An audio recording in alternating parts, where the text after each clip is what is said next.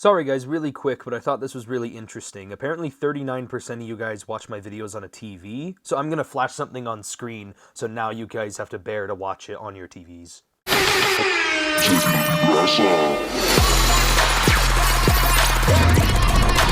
Why did you make me do this? Hello everyone, it is Briximus Prime, back at it again for another Transformers action figure video, and today we're going to be taking a look at the Transformers Legacy United G1 Universe Gears. And now taking a look at the packaging, right up front here it says Legacy United, Transformers, Gears. Got some artwork right there of Gears right there. Legacy United again, got the 40th anniversary logo and such, all this stuff right here on the back. And yeah, nothing much really going on here. Authentic Transformers! Damn it.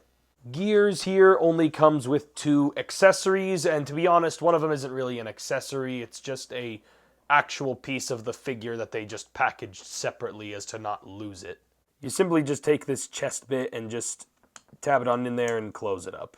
And then Gears just comes with this nice looking little laser gun. And of course for weapon storage, it does just store right there on his back. Let's all give it up for weapon storage! I got to be honest with you guys. As a kid, I never really cared that much about Gears. He was kind of one of the more forgettable characters in the G1 cartoon. That being said, though, now that I'm older, Gears is now one of the most relatable characters in the entire cartoon. Here's now taking a look at the head sculpt for Gears. Gears here has some nice silver paint and some blue eyes, giving some nice highlights in his face. And yeah, I will be the first to admit here, he does have a weird head. It is weird looking with his big, wide cuboid of a head, but he does have a hidden detail back there. There's a molded W on the back of his head, which stands for wide-ass head.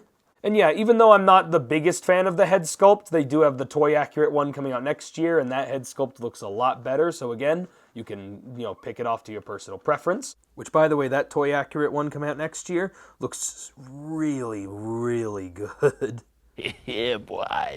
That silver paint continues down onto this chest bit right here, which was packaged separately in the box. And overall, I like the sculpting on this with the Autobot logo. And of course, you can lift up this panel right here and you can expose his big, muscular, sweaty... the inner machinations inside of him, which basically was a reference to the only episode he ever actually did anything in. Aside from being grumpy all the time. I like the rest of the sculpting that goes all the way down the rest of this guy's body. He's very cube-shaped and very simplistic in his design, but he's also a very stout and chunky deluxe class figure. His backpack is quite large, but I actually don't mind it very much. Because what he makes up for in the big kibble, it doesn't hinder his articulation or make me not like this figure in any way. He's completely unhindered by his kibble, and he's still really fun to play around with. You want to know what's also fun to play around with? These nuts.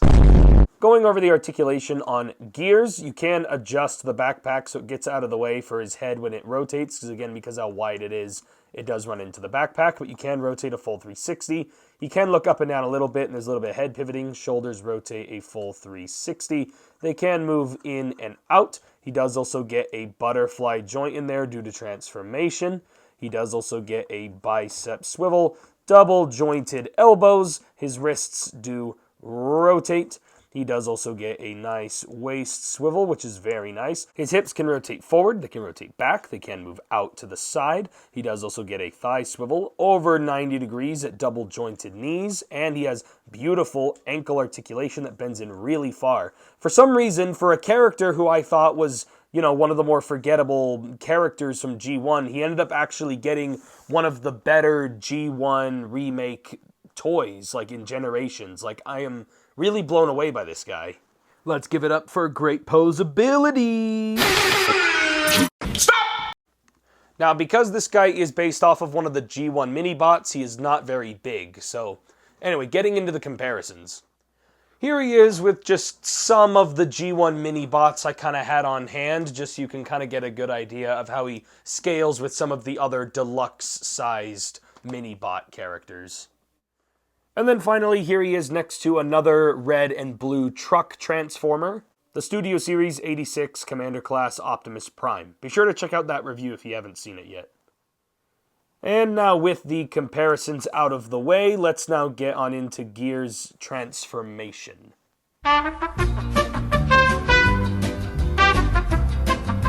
And here's now taking a look at Gears in his, sort of pickup truck looking form, and I really like it a lot. Let's hear it for the amazing transformation.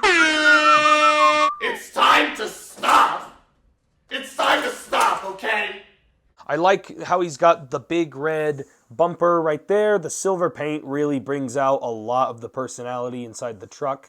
Big Autobot logo right there. I like that cartoon accurate blue paint scheme in the windows. And then just overall, just love the bright colors. You could say this is a bit of kibble, but I mean, hey, if you really want to complain about it, it is a removable piece, and it has been, so what are you complaining about? And yeah, just overall, really nice details and such going on with this guy. He does also roll really well. And of course, you can also arm him up with the gun. I don't know what it is. This doesn't really feel like he's really armed, you know what I mean? It doesn't really feel like he poses that much of a threat. There we go. Now he's armed. All right, put the money in the bag. Put it in! And now doing the vehicle mode size comparisons. Here is Gears with some of the other G1 Autobot mini-bots, but only this time they're now in their alternate modes, like we showed off before in robot mode. And then here he is with the other blue and red truck, Optimus Prime. And yes, I am totally trying to flex on you guys that I have this guy. Oh, look at that flex. And that is basically it for my review on Legacy United Gears. Again, this figure I think is genuinely one of the most underrated figures of Legacy United because he's such a great deluxe class that's been compacted into just a neat little package here, and just to be honest, I have zero complaints. Again, if I was really stretching for complaints, I would talk about the backpack, but even then, it doesn't hinder articulation, it doesn't make him look terrible, and just, again, in my personal opinion, this guy just has no issues. He has no flaws or anything that I can really think of. There's no QC problems. Again, it's all just personal preference. Do you like Gears or do you not like Gears? Then just decide if you want to buy the figure. But if you do buy the figure, he is a lot of fun, and I do highly suggest him. And again, there are multiple ways you can get this mold. You can get this version, you can get the GoBots 3-pack one, you could get that Toy Accurate one. You have multiple options for your personal liking. And again, I just have barely anything to complain about. It's weird how some characters I don't really care about as much get a good toy, and it makes me care about them even more. And Gears is a perfect example of that. So if I had to give this guy a review, or if I had to give this guy a rating, I give him a very solid 9 out of 10. The only reason he does not get the 10 out of 10 is just that I, think there were a couple other...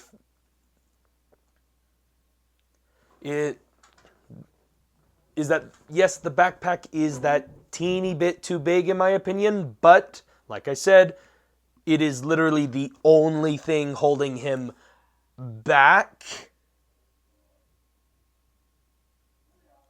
Anyway, subscribe to my channel and all that other stuff, and bye.